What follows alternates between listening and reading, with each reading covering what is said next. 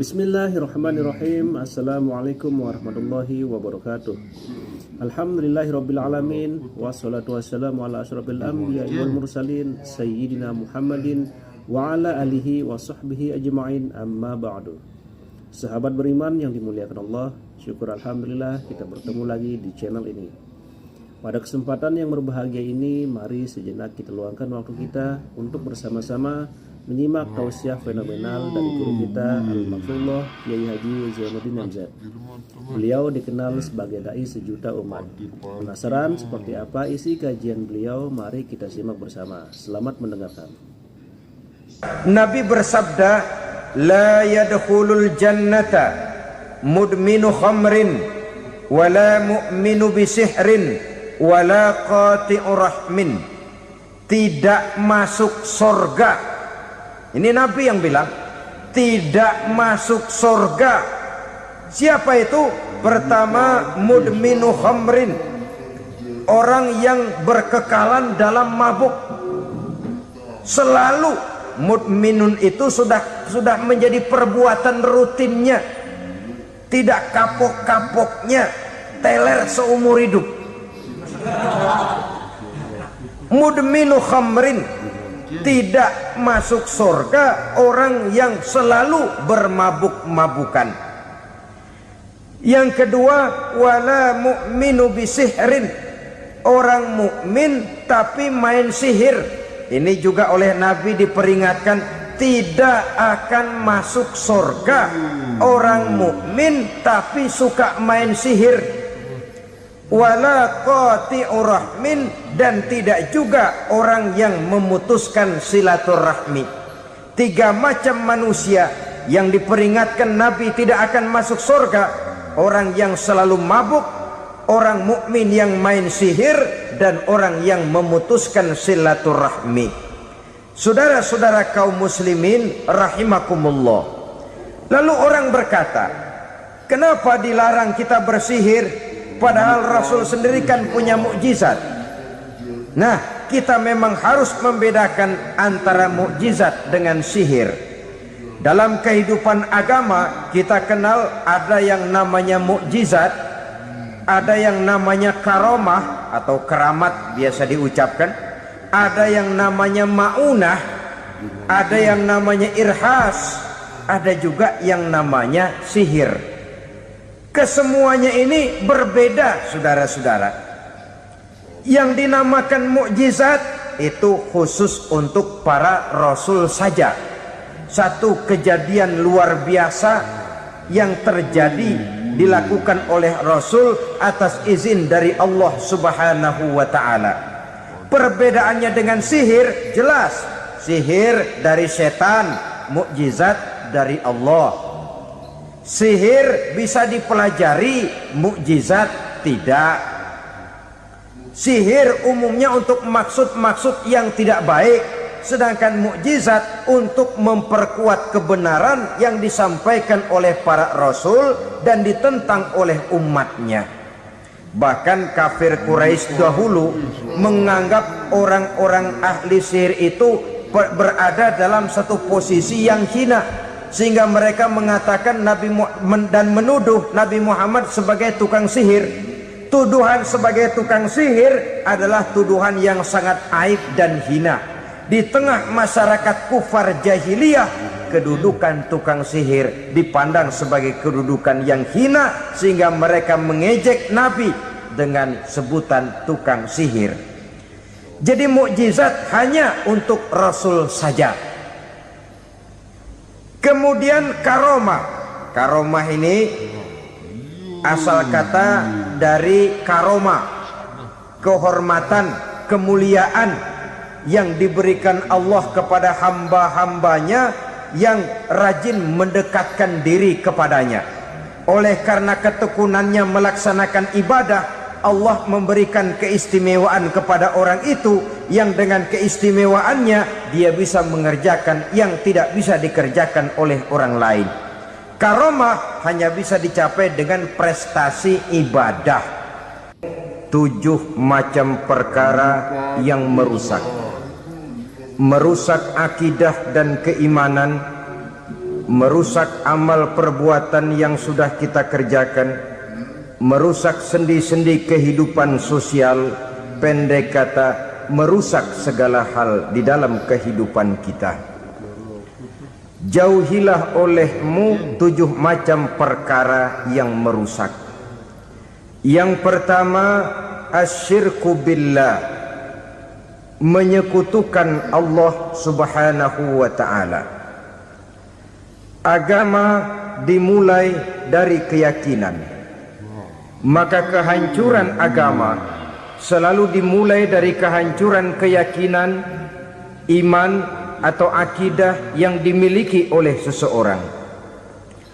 Dan untuk menghancurkan nilai-nilai iman yang kita miliki ini, orang rasanya tidak akan menghantam kita dengan peluru kendali. Orang tidak akan mengirimkan nuklir ke sini. Orang tidak juga akan mengirimkan satuan militernya ke sini. Untuk menghancurkan nilai-nilai iman, dibanjiri kita dengan paham-paham yang merusak dan mendangkalkan akidah. Baik ia bernama materialisme, baik ia bernama sekularisme, baik ia bernama banjirnya maksiat dan munkarat, baik ia bernama banjirnya peradaban dan kebudayaan yang menghancurkan moral daripada anak-anak kita, sedikit demi sedikit melenturkan dan melunturkan nilai-nilai keimanan kita, untuk kemudian pada waktunya nilai iman itu akan bertukar dan berganti menjadi nilai syirik kepada Allah subhanahu wa ta'ala. Atau pada sisi lain, menjadikan yang selain Allah sebagai tujuan akhir daripada kehidupan kita. Sedangkan kita sama-sama maklum bahwa di dalam pandangan agama Islam, dosa yang tidak berampun, dosa yang terbesar, termasuk dalam kategori bapak moyangnya dosa, tidak lain adalah syirik, yakni menyekutukan Allah subhanahu wa ta'ala. Pola penghancuran iman ini memang berstrategi. Ditawarkan kita kepada paham materialisme, paham kebendaan, di mana otak menempati urutan sebagai ranking pertama, Tuhan jatuh pada urutan kedua. Lalu menyusul kepada paham sekularisme, Allah dipisahkan dari seluruh kegiatan hidup ini, untuk pada gilirannya menjadikan yang selain Allah sebagai tujuan akhir daripada seluruh kegiatan hidup kita. Oleh karenanya, kewajiban menjaga nilai-nilai iman ini merupakan kewajiban yang mulia tetapi berat, tidak hanya untuk kita, tetapi juga bagaimana mewariskannya kepada anak-anak kita, generasi yang akan datang. Orang-orang tua bijaksana yang diceritakan di dalam Al-Quran, kalau sudah berpikir tentang anak-anaknya, pertanyaan yang paling mereka risaukan ialah, ma ta'buduna min ba'di. Anakku, kalau pada satu saat aku, ayahmu sudah tidak ada lagi di dunia ini, meninggalkan kamu semua, ma ta'buduna min ba'di, apa yang akan kamu sembah nak? Jikalau sekarang ayahmu masih mau ke masjid, masih mau melakukan rukuk dan sujud, masih beribadah menyembah Allah subhanahu wa ta'ala, kalau orang tuamu sudah tidak ada, ma ta'buduna min ba'di, masihkah engkau mau datang ke masjid? Masihkah engkau mau rukuk dan sujud? Masihkah engkau mau menyembah Allah subhanahu wa ta'ala? Pertanyaan ini yang dipikirkan oleh Nabi Yakub kepada putra-putranya. Pertanyaan ini yang diteruskan oleh Nabi Ibrahim kepada anak-anaknya. Pertanyaan ini yang diwariskan oleh generasi ulama salafus saleh kepada para generasi berikutnya. Bagaimana kita generasi sekarang? Kita orang-orang tua sekarang bukan berfikir ma ta'buduna min ba'di, malah yang kita fikirkan ma ta'kuluna min ba'di. Kalau bapak tidak ada nanti kamu makan apa nak? Perkara kamu nyembah apa, urusan nomor 18. Yang penting kamu nanti hidup bisa makan nak. maka kita sibuk mewariskan harta kepada anak-anak kita. Kita sibuk mewariskan kebun dan tanah kepada anak-anak kita. Kita sibuk mewariskan pabrik kepada anak-anak kita, sementara kita lupa mewariskan intan yang paling mahal, mewariskan mutiara yang paling berharga, yaitu nilai iman kepada Allah Subhanahu wa ta'ala. Alangkah baiknya apabila warisan harta, warisan tanah dan kebun, warisan rumah dan pabrik didasari lebih dahulu dengan mewariskan nilai iman kepada Allah Subhanahu wa ta'ala. Sebagai orang-orang tua, kita boleh bersedih kalau anak kita tidak mengerti komputer. Kita boleh bersedih kalau anak kita tidak mengerti matematika. Kita boleh bersedih kalau anak kita tidak mengerti bahasa Inggris. Tapi sewajarnya lebih bersedihlah kita orang tua jikalau mempunyai anak yang tidak kenal Allah sebagai Tuhannya, yang kemudian tidak mau rukuk dan sujud kepada Allah Tuhannya. Itulah kemalangan yang paling malang bila kita meninggalkan generasi yang tidak bertauhid kepada Allah Subhanahu wa ta'ala. Betapapun anak kita tidak ngerti komputer, saudara, paling-paling kerugiannya cuma kerugian dunia. Masuk dia ke alam barzakh, munkar nakir tidak akan sempat tanya kau belajar komputer apa tidak. Kumpul dia di padang mahsyar, malaikat juga tidak akan tanya matematikamu nilainya berapa. Yang ditanya kau kenal Allah, kau rukuk dan sujud kepadanya, kau pernah datang ke masjid. Oleh karena itu sekali lagi, menjaga nilai iman tidak hanya untuk kita, tetapi juga mewariskannya kepada anak-anak kita, generasi yang akan datang. Sungguh kemalangan yang paling besar apabila kita meninggalkan anak-anak kita. Mereka kita tinggalkan lemah ekonominya, itu tidak baik. Mereka kita tinggalkan lemah otaknya, itu pun akan membuat mereka tertinggal oleh yang lain. Tapi yang paling celaka, jikalau kita tinggalkan mereka dalam kondisi lemah imannya, rapuh akidahnya, tidak baik dan tidak betul keyakinan hidupnya. Oleh karena itu Nabi berpesan, jauhilah 7 perkara yang merusak. Yang pertama, syirik kepada Allah Subhanahu wa ta'ala, menyekutukan Allah baik dalam ucapan, dalam keyakinan ataupun dalam perbuatan. Ini perkara pertama yang termasuk 7 perusak besar di dalam kehidupan.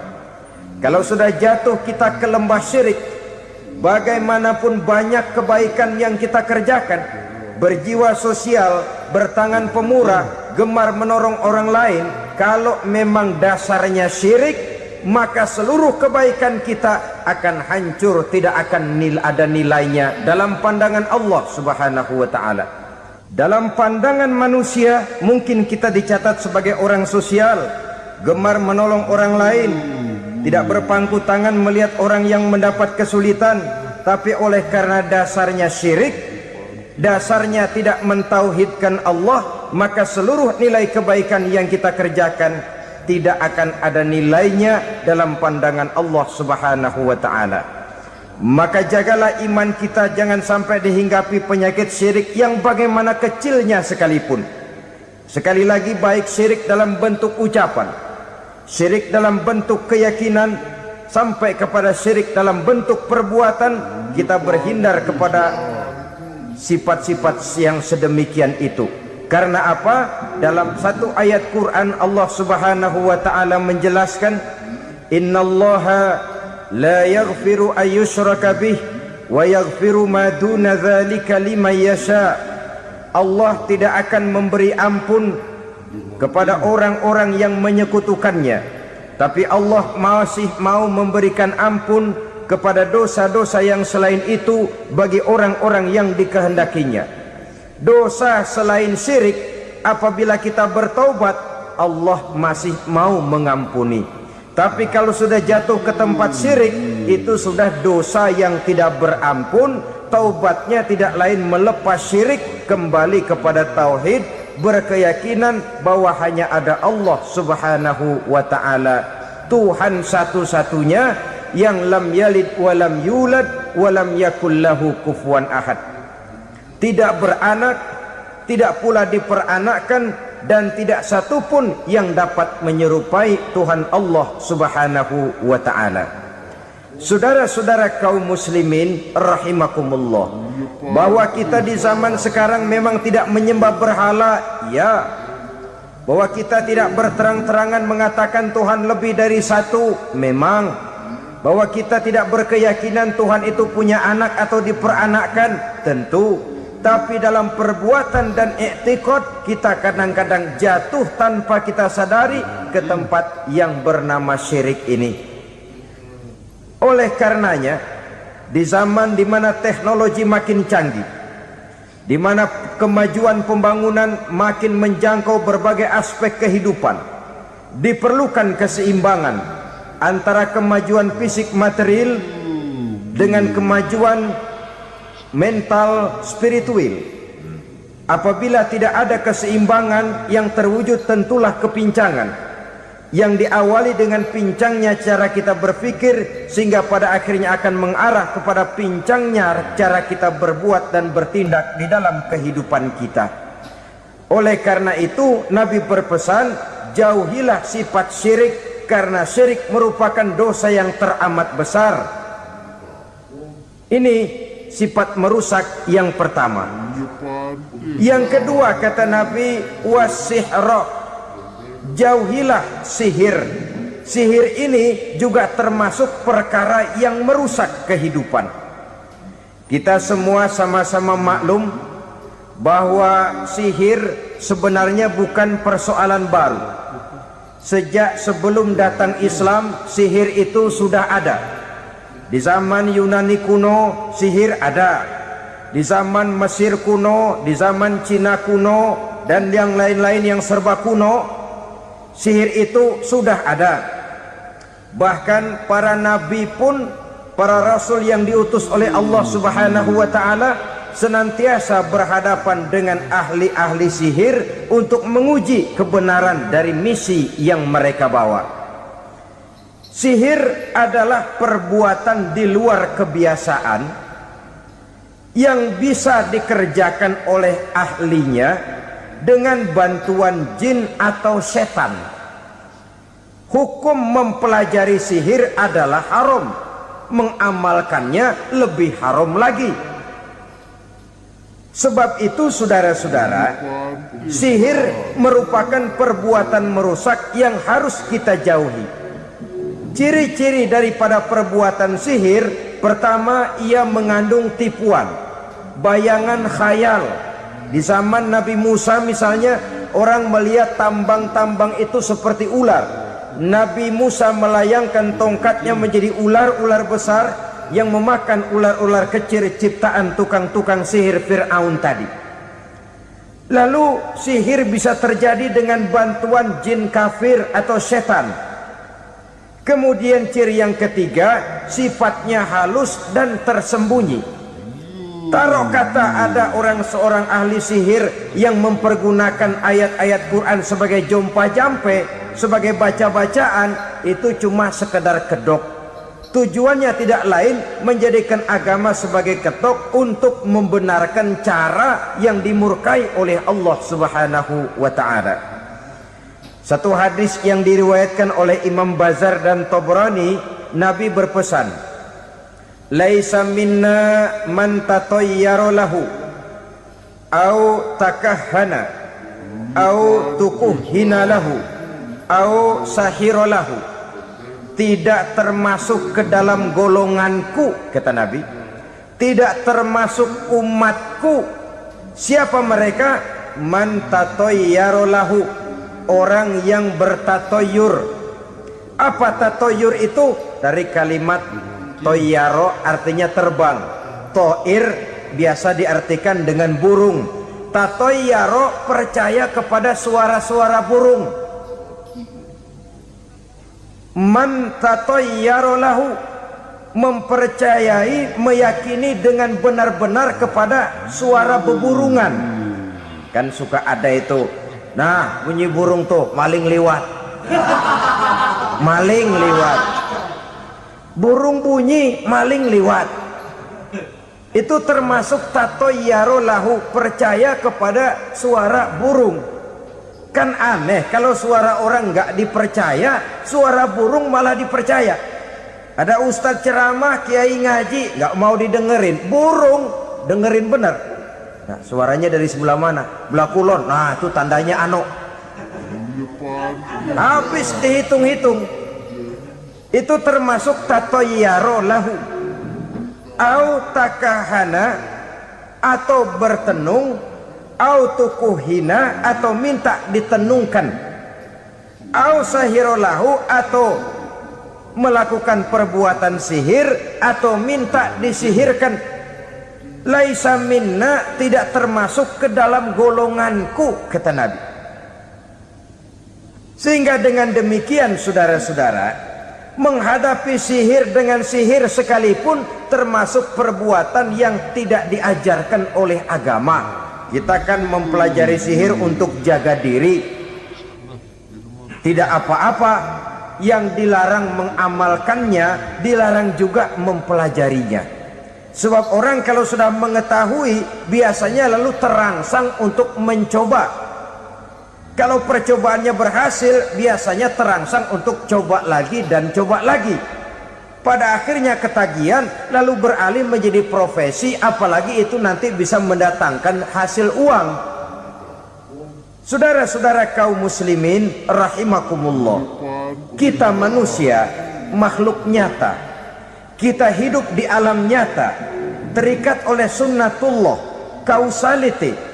Oleh karenanya, bagi kita keyakinan yang penuh, keikhlasan di dalam bertuhankan Allah, penyerahan diri sepenuhnya hanya kepadanya, itu sudah merupakan obat penangkal yang sangat ampuh agar kita tidak terkena penyakit-penyakit yang dibuat oleh setan dan para pembantunya. Sehingga beberapa ayat Quran mengajarkan, misalnya a'udzu bikalimatillahi tammati min syarri ma khalaq, atau bismillazi la yadurru ma'asmihi syai'un fil ardi wala fis sama, dengan menyebut nama Allah yang tidak bisa mendatangkan bahaya sedikit pun, dari baik yang datang dari langit maupun yang datang dari bumi. Jiwa yang kosong dari keyakinan yang penuh kepada Allah, jiwa yang penuh was-was dan ragu-ragu, itu yang mudah terserang oleh penyakit-penyakit yang dikerjakan oleh para tukang-tukang sihir, yaitu oleh setan dan seluruh para pembantunya. Kemudian hadis kedua yang diriwayatkan oleh Imam Ibnu Hibban, Nabi bersabda, la yadkhulul jannata mudminu khamrin wala mu'minu bisihrin wala qati'u rahmin. Tidak masuk surga. Ini Nabi yang bilang, tidak masuk surga. Siapa itu? Pertama, mudminu khamrin, orang yang berkekalan dalam mabuk. Selalu mudminun itu sudah menjadi perbuatan rutinnya, tidak kapok-kapoknya, teler seumur hidup. Mudminu khamrin, tidak masuk surga orang yang selalu bermabuk-mabukan. Yang kedua, wala mu'minu bisihrin, orang mukmin tapi main sihir. Ini juga oleh Nabi diperingatkan, tidak akan masuk surga orang mukmin tapi suka main sihir. Wala qati'u rahmin, dan tidak juga orang yang memutuskan silaturahmi. Tiga macam manusia yang diperingatkan Nabi tidak akan masuk surga: orang yang selalu mabuk, orang mukmin yang main sihir, dan orang yang memutuskan silaturahmi. Saudara-saudara kaum muslimin rahimakumullah. Lalu orang berkata, kenapa dilarang kita bersihir padahal Rasul sendiri kan punya mukjizat? Nah, kita memang harus membedakan antara mukjizat dengan sihir. Dalam kehidupan agama kita kenal ada yang namanya mukjizat, ada yang namanya karomah atau keramat biasa diucapkan, ada yang namanya maunah, ada yang namanya irhas, ada juga yang namanya sihir. Kesemuanya ini berbeda, saudara-saudara. Yang dinamakan mukjizat itu khusus untuk para rasul saja. Satu kejadian luar biasa yang terjadi dilakukan oleh rasul atas izin dari Allah Subhanahu wa ta'ala. Perbedaannya dengan sihir jelas. Sihir dari setan, mukjizat dari Allah. Sihir bisa dipelajari, mukjizat tidak. Sihir umumnya untuk maksud-maksud yang tidak baik, sedangkan mukjizat untuk memperkuat kebenaran yang disampaikan oleh para rasul dan ditentang oleh umatnya. Bahkan kafir Quraisy dahulu menganggap orang-orang ahli sihir itu berada dalam satu posisi yang hina, sehingga mereka mengatakan dan menuduh Nabi Muhammad sebagai tukang sihir. Tuduhan sebagai tukang sihir adalah tuduhan yang sangat aib dan hina. Di tengah masyarakat kufar jahiliyah, kedudukan tukang sihir dipandang sebagai kedudukan yang hina, sehingga mereka mengejek Nabi dengan sebutan tukang sihir. Jadi mukjizat hanya untuk Rasul saja. Kemudian karomah. Karomah ini asal kata dari karomah, kehormatan, kemuliaan yang diberikan Allah kepada hamba-hambanya yang rajin mendekatkan diri kepadanya. Oleh karena ketekunannya melaksanakan ibadah, Allah memberikan keistimewaan kepada orang itu, yang dengan keistimewaannya dia bisa mengerjakan yang tidak bisa dikerjakan oleh orang lain. Karomah hanya bisa dicapai dengan prestasi ibadah. Kalau sihir mau ibadah apa enggak, asal dia belajar, bersatu dan berteman dengan setan, memenuhi persyaratan-persyaratan setan, biasanya lalu bisa. Sedangkan karomah tidak mungkin terwujud tanpa orang mendekatkan diri sedekat-dekatnya kepada Allah Subhanahu wa ta'ala. Maka kita lihat biasanya orang-orang yang punya ilmu sihir, mukanya rata-rata nggak enak dilihat. Kumuh, jauh dari air wudhu, jauh dari sujud kepada Allah, malah berteman dengan setan, menjadi pelayan-pelayannya setan. Saudara-saudara, adapun maunah, keistimewaan yang diberikan Allah kepada hamba-hambanya yang belum sampai kepada tingkat wali, tapi orang itu lebih banyak kebaikannya daripada kesalahannya. Umpamanya saudara jalan bertiga di pinggir jalan, saudara ada pada posisi di tengah, lalu bertiga ini ketabrak mobil. Menurut perhitungan saudara mati lebih dahulu, tapi terjadi hal yang aneh, dua teman saudara mati, saudara malah cuma luka dan lecet sedikit saja. Apa itu? Kalau kita lebih banyak kebaikannya daripada kesalahannya, itu yang dinamakan maunah, pertolongan yang diberikan Allah kepada hamba-hambanya yang lebih banyak kebaikannya daripada kesalahannya. Sedangkan yang dinamakan irhas, kejadian luar biasa pada diri seseorang pada waktu dia masih kecil, yang menunjukkan tanda-tanda keistimewaannya. Itu umumnya pada para nabi pada usia kecilnya sudah ada irhas, tanda-tanda istimewa. Jelas baik mukjizat, karomah, maunah maupun irhas berbeda dengan sihir. Sihir ini jelas saja merupakan bantuan dan persekutuan antara manusia dengan setan.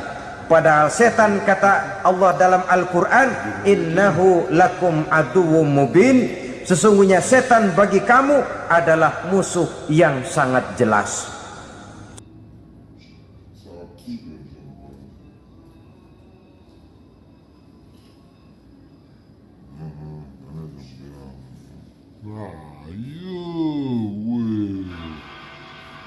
Nah, kirim teman. Panti-panti no.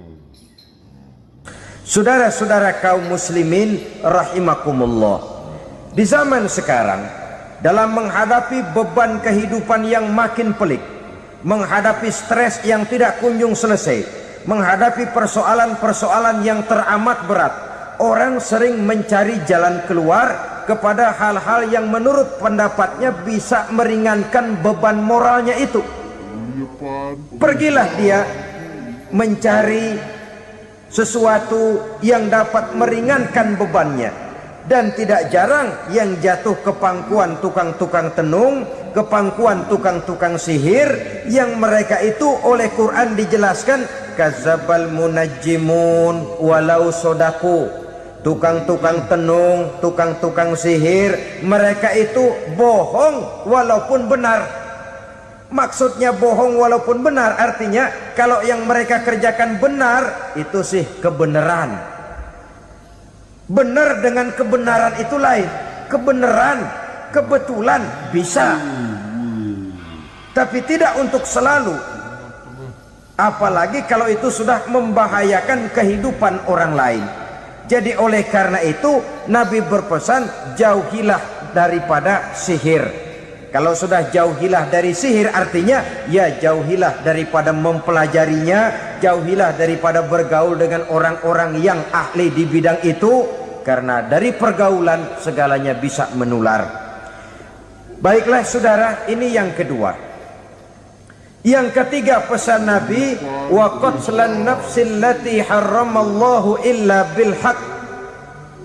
Membunuh orang lain dengan cara yang tidak benar, membunuh orang yang diharamkan oleh Allah Subhanahu wa taala untuk melakukannya kecuali dengan alasan yang benar. Kita tahu Islam adalah agama damai, sesuai dengan namanya. Ia tidak dikembangkan dengan pedang dan kekerasan. Ia dikembangkan dengan keteladanan dan tuntunan moral. Oleh karena Islam bukan agama kekerasan, Islam pun tidak mementingkan dan mengajarkan kekerasan kecuali dengan alasan yang benar dan bisa dipertanggungjawabkan.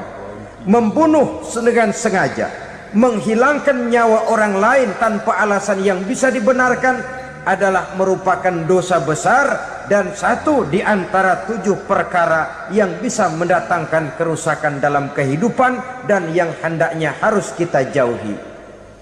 Saudara-saudara kaum muslimin rahimakumullah, beberapa waktu yang lalu di sebuah kota kecil yang indah bernama New Auckland.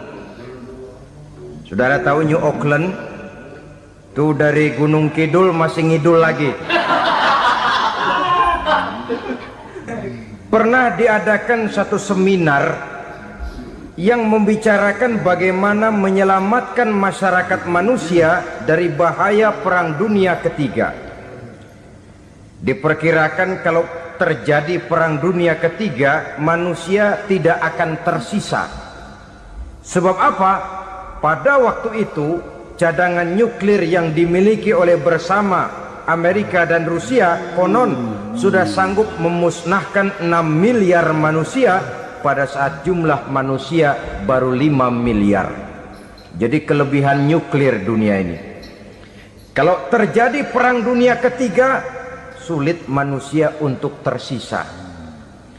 Maka dibahaslah di dalam seminar itu, wah, supaya tidak terjadi Perang Dunia Ketiga, maka perlombaan membuat senjata-senjata canggih, alat-alat pembunuh modern harus segera dibatasi. Dibahas, tidak mungkin kita membatasi perlombaan membuat senjata. Kenapa? Makin maju ilmu dan teknologi, makin canggih senjata yang ditemukan. Atom sudah meningkat menjadi nuklir, nuklir sudah meningkat menjadi neutron, dan kita tahu bom yang bernama neutron ini bom yang cukup membunuh tanpa perlu merusak. Artinya kalau dia diledakkan di kota kita ini, bangunan utuh, jembatan tidak ambruk, rumah-rumah tetap berdiri, tapi semua yang bernama hidup mati. Itu katanya lebih sopan dari bom atom. Sebab kalau si atom ini sudah membunuh, merusak pula. Neutron cukup membunuh saja tanpa perlu merusak. Jadi majunya senjata-senjata teknologi sebagai akibat yang logis dari kemajuan ilmu pengetahuan ini tidak bisa kita batasi. Dan memang sebenarnya yang bahaya bukan senjatanya, tapi manusia yang mengendalikan senjata itu. Mereka kembali kepada prinsip the man behind the gun. Bukan senjatanya yang bahaya, tapi manusia yang mengendalikan senjata itu yang bahaya. Walaupun senjatanya modern, katakanlah model M16 umpamanya, kalau yang mengendalikannya orang beriman, insya Allah aman. Tapi biar megang cuma senapan angin, kalau yang megang orang brutal, ngeri kita deket-deket. Apalagi kalau memang bukan ahlinya menggunakan senjata, bisa ngeker kaki kena jidat.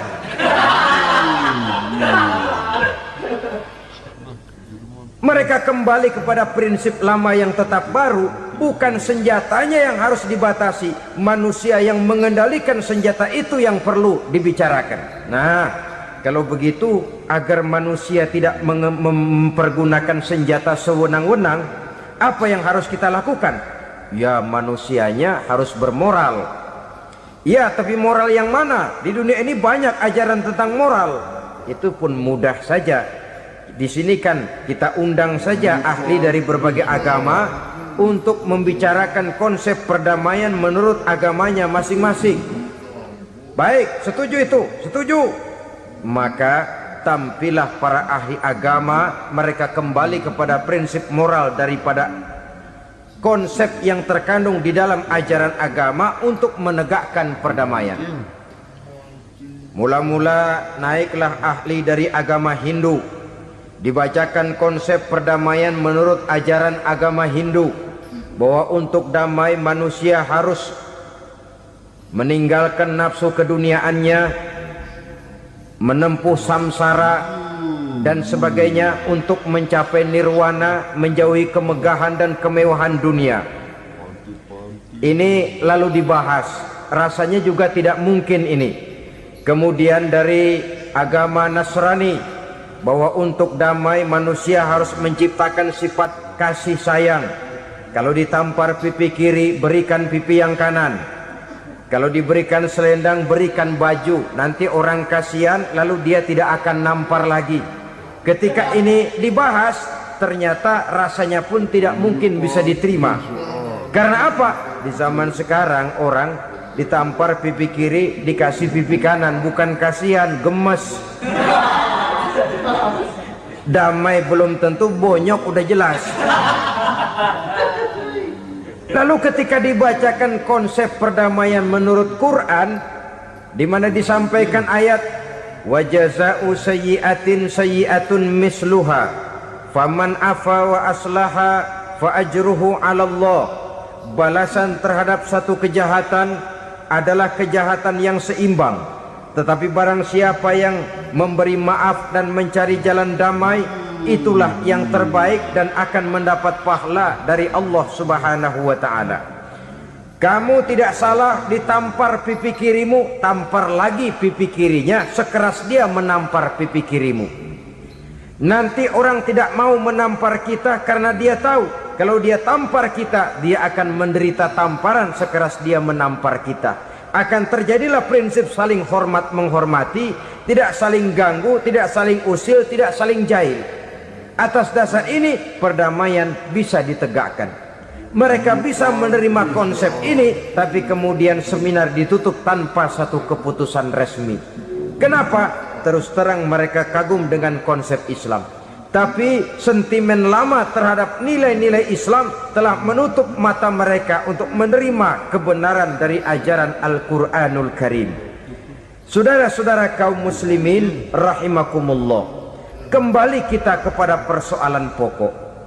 Roh adalah dari Allah, dia akan kembali kepada Allah, milik mutlak dari Allah. Tidak pantas kita merampasnya dari orang lain. Tidak wajar kita menghilangkannya tanpa alasan yang dibenarkan oleh agama. Di zaman sekarang, akibat persaingan hidup yang makin tajam, lapangan kerja yang makin sulit, tensi ekonomi yang makin tinggi, atau karena nilai moral yang makin rendah, atau juga karena rapuhnya pegangan orang kepada agama, nyawa rasanya sudah sedemikian murahnya. Berbagai kasus membuat berdiri bulu roma kita. Ada mayit, ada manusia dipotong 6, dicincang macam kambing. Ada yang dipotong 5, ada yang dipotong 13, dikardusin, dibuang ke tempat sampah. Inna lillahi wa inna ilaihi raji'un. Gejala apa ini? Kanibalisme. Manusia sudah demikian sadisnya, manusia sudah sedemikian buasnya, sehingga sesama manusia diperlakukan seperti hewan. Padahal hewan sendiri belum pernah macan makan macan, bagaimanapun buasnya macan. Belum pernah serigala memakan serigala, bagaimanapun brutalnya serigala. Tetapi manusia makan manusia di zaman sekarang kadang jadi kenyataan dalam kehidupan kita. Kadang persoalannya remeh saja. Soal uang 200 perak, pisau bicara, nyawa melayang. Soal rokok sebatang, celurit bicara, nyawa melayang.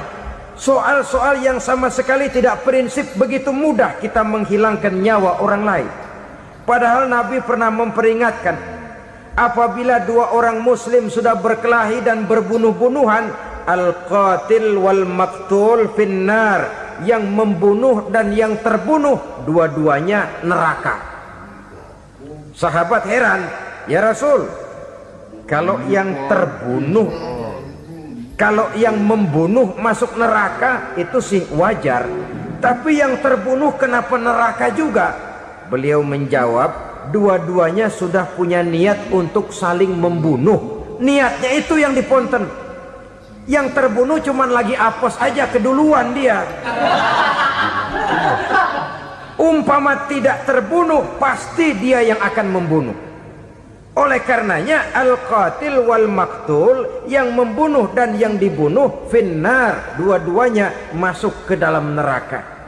Islam menghormati kehidupan, tidak hanya terbatas kepada sesama muslim, orang-orang yang berlainan agama pun yang mau hidup berukun, damai, berdampingan dengan umat Islam, jiwa mereka, darah mereka dilindungi oleh nilai-nilai Islam yang disebut dengan kafir zimmi ini. Mengganggu mereka sama saja dengan mengganggu aku, kata Nabi. Jadi oleh karena itu, sayangilah sesama. Kehidupan adalah anugerah Allah, bukan wewenang kita untuk mencabutnya dari orang lain, bukan wewenang kita untuk merampas dan menghilangkannya dari orang lain. Apa yang tidak enak terjadi pada diri kita, begitu pula lah apabila terjadi pada diri orang lain. Sehingga Nabi mengatakan, la yu'minu ahadukum hatta yuhibba li akhihi ma yuhibbu li nafsihi.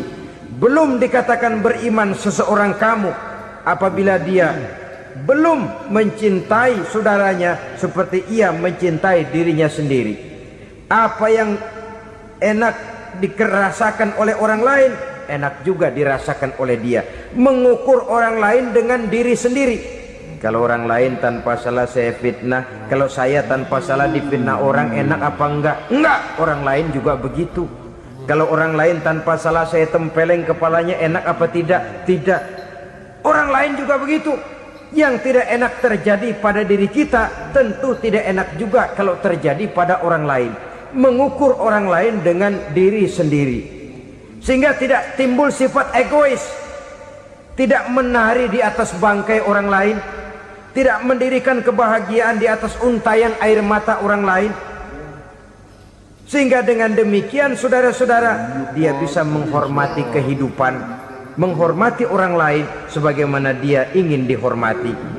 Inilah perbuatan ketiga yang merusak, membunuh orang lain dengan yang diharamkan Allah tanpa alasan yang benar. Yang ketiga. Kemudian yang keempat, perbuatan merusak wa aklar riba, makan riba.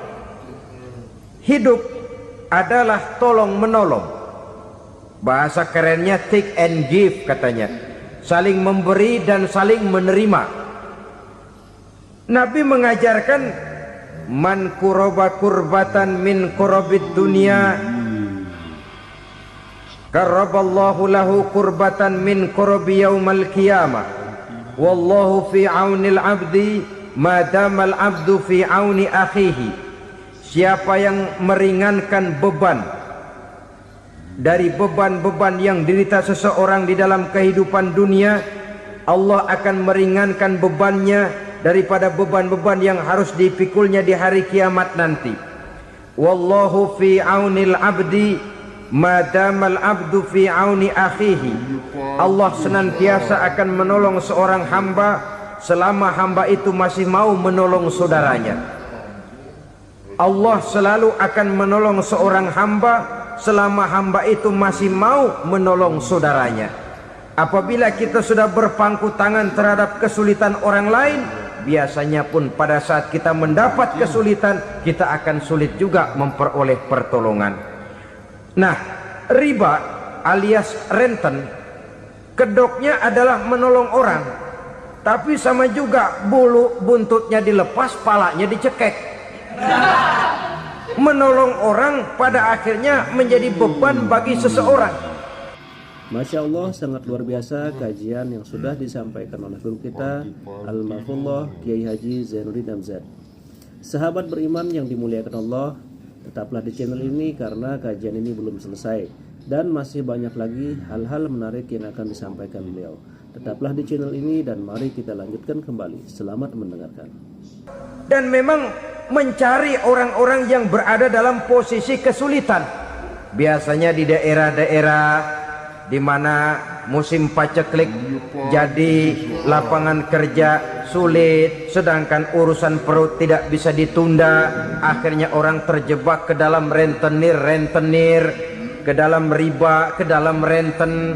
Bunga berbunga, sehingga satu saat jumlah bunganya bisa lebih besar dari jumlah pinjaman pokoknya.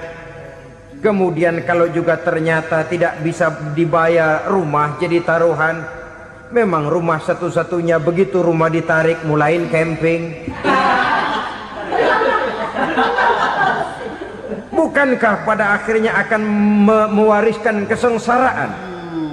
Oleh karena itu, kepada kita berusahalah jangan berhubungan dengan rentenir, jangan makan renten dan riba. Kepada mereka yang melaksanakan riba, walaupun mendatangkan keuntungan materi, tapi percayalah harta yang didapat dengan jalan riba tidak akan membawa keberkahan.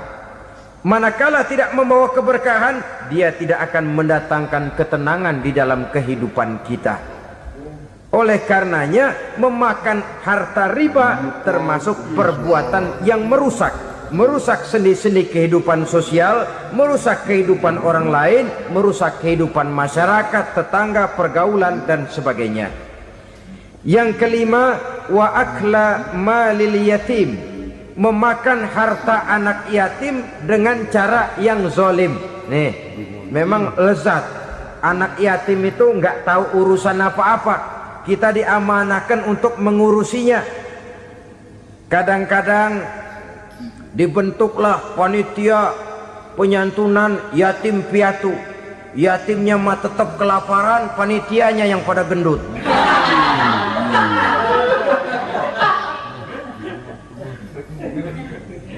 Padahal memakan harta anak yatim termasuk perbuatan dosa besar. Dan menjantuni yatim merupakan perbuatan mulia. Nabi mengatakan, ana wa kafilul yatim kahataini yaumal qiyamah. Aku dan orang-orang yang menyantuni anak yatim seperti dua jari ini pada hari kiamat nanti. Dekat sekali. Jikalau ingin di hari akhir nanti dekat dengan Rasul, bersahabatlah dengan anak-anak yatim. Jadilah pengurus anak-anak yatim. Bangunlah panti-panti asuhan yatim. Pada saat bapak ibunya meninggal, kitalah yang menjadi orang tuanya. Bahkan sedemikian besar perhatian Islam terhadap anak-anak yatim ini, sehingga Quran memberikan peringatan, ara'aita allazi yukadzibu bid-din fadzalika allazi yad'ul yatim wa la yahuddu ala ta'amil miskin. Tahukah kamu siapa orang yang mendustakan agama, beragama tapi dianggap dusta, salatnya dusta, puasanya dusta karena agamanya sudah berdusta. Siapa mereka? Fadzalika allazi yad'ul yatim, orang yang menyia-nyiakan anak yatim, wala yahuddu ala ta'amil miskin, dan tidak pernah memberi makan kepada orang-orang yang menderita kemiskinan. Menyia-nyiakan, meninggalkan anak yatim termasuk perbuatan yang divonis kita sebagai orang yang mendustakan agama. Saudara-saudara kaum muslimin rahimakumullah, maka sangat dicela mengeksploitir anak-anak yatim, menjadikan mereka sebagai kedok untuk mencari kekayaan pribadi. Tetapi jikalau ikhlas, ganjarannya sangat besar, nilai pahalanya sangat besar. Menyantuni yatim tidak hanya setahun sekali. Kalau Muharram pakai istilah lebaran yatim, dibentuklah panitia, diberilah beras, uang 45.000 rupiah, alhamdulillah. Tapi jangan lupa, si yatim tidak hidup cuma satu hari. Dia tidak hidup cuma di bulan Muharram saja, dia hidup 12 bulan dalam setahun. Sebagaimana anak-anak yang lain, dia juga berhak punya masa depan. Dia juga berhak menikmati bangku sekolah. Dia berhak mengenyam arti dan makna pendidikan. Dia berhak membekali diri dengan ilmu dan pengetahuan seperti halnya anak-anak yang lain. Maka kita yang diberikan keluasan oleh Allah, ingatlah itu, bersahabatlah dengan anak-anak yatim, santuni mereka. Perkara setahun sekali di bulan Muharram, alhamdulillah, itu bagus, bin Thayyib alias baik. Tapi tentu dan tentu sekali lagi, si yatim tidak hanya hidup di bulan Muharram. Dia hidup 12 bulan dalam setahun, 24 jam dan di dalam sehari. Oleh karenanya, menyia-nyiakan mereka pada saat posisi kita memang mampu akan memojokkan kita dalam satu posisi di mana kita dianggap sebagai orang yang mendustakan agama, memakan harta anak yatim dengan cara yang zolim. Bapaknya udah meninggal, kebunnya lebar, anaknya dikelecehin. Nah, dah kamu gak usah pusing, nanti saya yang ngurus. Akhirnya bukan ngurus, nguras. Si yatim mungkin tidak tahu bahwa dia disia-siakan, haknya diambil, miliknya dizolimi. Tapi Allah yang akan membalasnya dengan seadil-adilnya.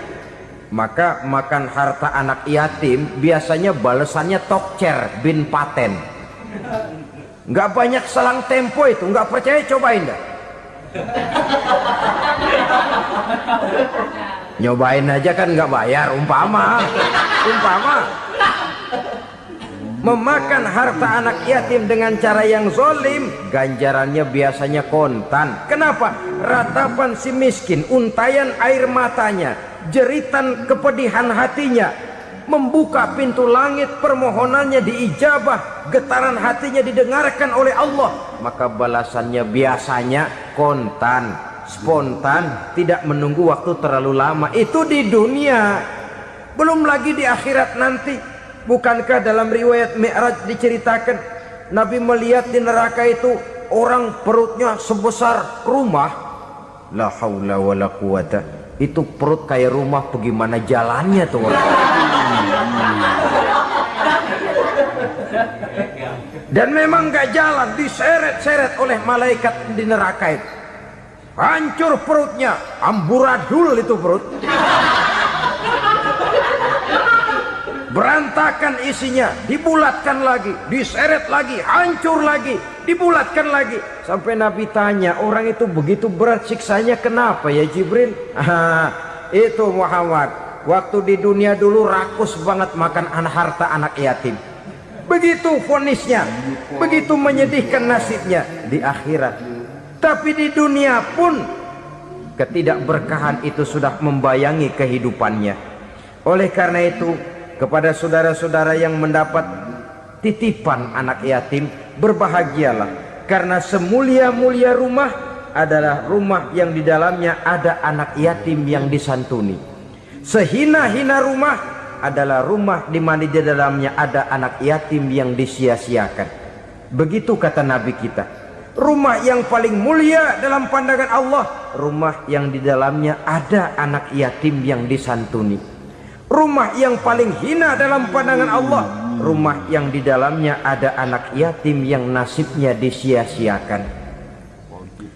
Berbahagialah saudara apabila menjadi penyantun anak-anak yatim, pelindung mereka, sehingga mereka mempunyai masa depan sebagaimana anak-anak lainnya. Rasulullah sendiri sedemikian peka terhadap keadaan anak-anak yatim karena beliau sendiri memang mengalami. Umur 6 bulan dalam kandungan ibu, beliau sudah ditinggalkan oleh ayahnya. Pada saat berusia 6 tahun ibu sudah meninggal. Yatim piatu dalam usia di mana beliau sedang perlu belas kasih seorang ibu dan pengertian seorang bapak. Kepekaan itu lalu timbul, bahkan kemudian sampai kepada beliau berkata, aku dan orang yang menyantuni anak yatim seperti jari tengah dan jari telunjuk di hari akhirat nanti. Sedemikian dekatnya. Baiklah ya, jadi yang kelima, memakan harta anak yatim. Jauhi, karena ini perbuatan yang merusak. Yang keenam, watawalli yaumaz zahfi, melarikan diri pada hari pertempuran. Apa ini? Khianat, tidak konsekuen dengan konsep perjuangan. Pada mulanya keras benar teriak berantas korupsi, ganyang korupsi, cuma karena belum dapat giliran. Begitu dia naik dapat kesempatan, korupsinya lebih edan dari yang diteriakinya. Ini termasuk tawalli yaumaz zahfi, berpaling pada hari peperangan. Di saat menghadapi musuh, kalau belum kelihatan musuh, teriaknya nyaring bener. Jangan takut, demi kebenaran sampai titik darah yang paling penghabisan. Musuh belum kelihatan. Begitu musuh sudah kelihatan, paling dulu lari ke belakang. Kalau diajak berjuang ada saja alasannya. Sehingga Quran memberikan peringatan kepada kita semua. Mengapa kamu ini berat? Kalau sudah diajak berjuang di jalan Allah, kakimu seperti terhunjam berakar di perut bumi. Berat untuk melangkah berjuang. Lari dari pertempuran tidak konsekuen dengan konsepsi perjuangan. Mau enaknya saja dalam kondisi yang sulit lalu berpangku tangan. Ini termasuk ciri munafik yang di dalam Al-Quran disindir dengan bahasa kullama adha'alahum masyaufi wa iza azlama alaihim qamu. Waktu terang mereka jalan, giliran gelap mereka mandek. Artinya, maksudnya kalau giliran ada untungnya aja rame-rame teriak Islam, tapi begitu diminta berjuang, dituntut berkorban, rame-rame mundur. Waktu dilihat di Islam ada untungnya, rame-rame teriak Islam. Pak, saya Islam banget, Pak. KTP saya Islam, Pak. Pokoknya Islam banget dah. Tapi ketika diminta berjuang, dituntut sedikit berkorban, rame-rame mengundurkan diri. Tahun 65 PKI berontak. Waduh, waktu itu jadi orang Islam untung itu. Nggak dikejar-kejar, aman. Masjid rame, mobil-mobil mewah parkir di depan musola dan masjid. Kenapa? Waktu itu asal udah ke masjid aman. Islam selamat, untung. Tapi begitu keadaan aman, yang parkir di musola sepeda butut melulu.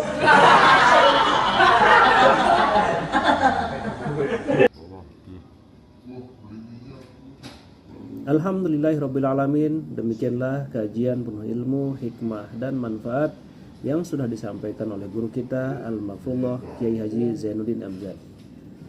Sahabat beriman yang dimuliakan Allah, mari kita doakan guru kita, semoga beliau diampuni segala dosa-dosanya dan dilapangkan kuburnya.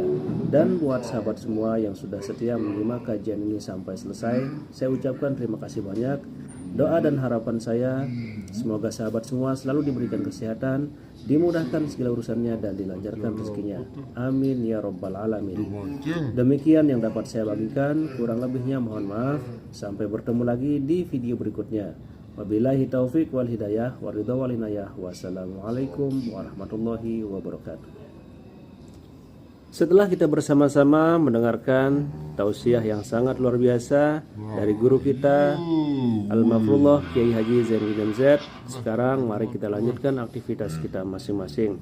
Semoga apa yang sudah disampaikan oleh beliau menjadi ilmu yang bermanfaat dalam kehidupan kita sehari-hari.